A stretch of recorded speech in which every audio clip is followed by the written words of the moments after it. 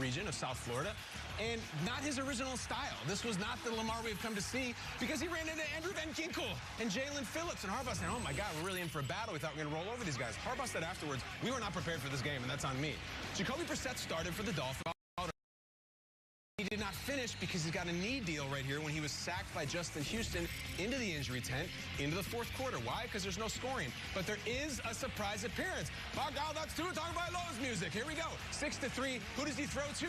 Naturally, Robert Hunt. Nick Mangold, what do you think of this? I love it and I hate it at the same time. What's the hate? Why hate it? Well, because it's illegal. Yes. Wildly illegal, and they were all over it. As if they could miss this call. A lot of laughter from Buck and Aikman. Ross Tucker on the radio call started immediately laughing like a child the second he caught it. We all kind of were. Troy Aikman literally said it's the greatest thing I've ever seen in my life. This was not if you're a Ravens fan, because this is Sammy Watkins putting the ball on the ground. Dolphins fans, stand up. It's been a long 7 weeks or 8 weeks or whatever it is. Enjoy this play right here. This is layout. Xavier Howard, touchdown through the Baltimore offense. And you know what? The place is rocking. What do they call that stadium? Hard Rock. Let's go. They got a touchdown on defense like it's 2020, 15-10. It's a strange score, and we're going to pile on because we're going to Albert Wilson. Come on, Al, hit the Jets. Hit the Jets, for God's sake, number 2. 64-yard game. They're going to put this thing away. Baltimore needs a stop, at least hold them to a field goal. Then maybe Lamar can pull some magic as he has all these other weeks. Tua says, nah, it's over. Tua calls game. They took a big lead.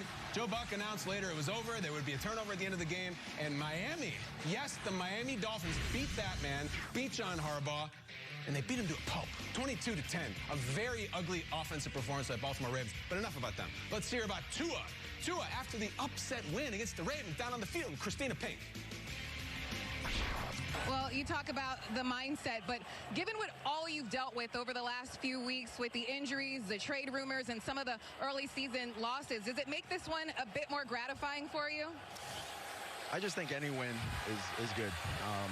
You know, no rumors, no external factors of noise, you know, has anything, you know, to do with what we did out here tonight. So, you know, it was a good team victory. We're going to enjoy this.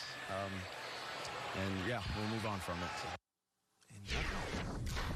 He still has plenty to prove. That was a step in the right direction for Tua Tagovailoa, though, welcoming in Ian Rappaport. Now, happy Friday to you. Big win for the Dolphins in front of their home crowd last night. An odd, messy-ish situation with Miami's quarterbacks, though. What went into that decision made by Brian Flores? You know, the last thing we saw from Tua was him leading a game-winning drive and a big-time Dolphins win on national TV. But to get there, it took a little bit. So let's start at the beginning. Tua Tagovailoa had a fracture on the middle finger of his throwing hand. It knocked him out of last week's game. He warmed up pre-game, tried to go, couldn't go. Did the same yesterday, was not 100%, could make some throws, but not all the throws. So Brian Flores, the head coach, made the decision. A fully healthy Jacoby Brissett was better than a not as healthy Tua. Okay, so then you get through the first half. The offense isn't working great. Suddenly, Jacoby Brissett becomes not that healthy with this knee injury that you're seeing right there.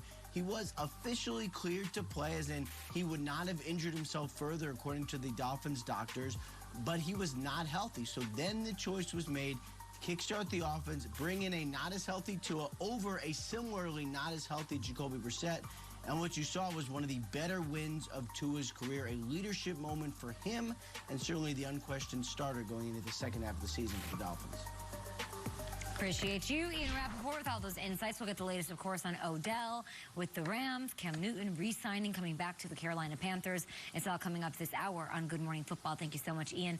Last night's win for the Dolphins, did it change how anyone at the breakfast table feels about Tua Tagovailoa? It was a really big win for Tua. It was on national television, and he played really well when he came in. He was also really tough, and you know he's playing with a fractured middle finger, and he goes out there and he's like, it's okay, I'm going to play hurt, I'm going to get it done.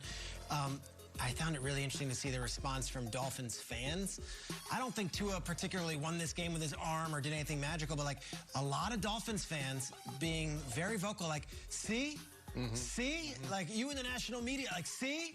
There are a lot of Dolphins fans who are pulling for this kid and pulling for it. Now, was this good? This is not going to the Hall of Fame, this performance, but it was a gutty one, and it was a good one. And I thought Greg Olson, before the game on Fox, said it pretty clearly. He said this organization has done nothing but to take his legs out from him and to cut him underneath here. Like, they've done nothing to support Tua's case because of all the rumors with Deshaun Watson. Tough win, gritty win. Am I saying he's the quarterback of the future for the Dolphins? I don't know, because there were some passes he missed as well on this game. I would hate to think you come out of this one, you're like, that was a Tua Tagovailoa performance. It's now a case shut. No. The defense deserves all the credit this morning. Tua also played really well in relief. But gosh, that was a defensive masterpiece by what that Dolphins defensive unit did last night. Really was. And what I loved about this win for Tua is that it solidified him in the locker room, right?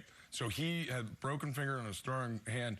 He goes in, can't play the first half, gets injured, comes in. He's now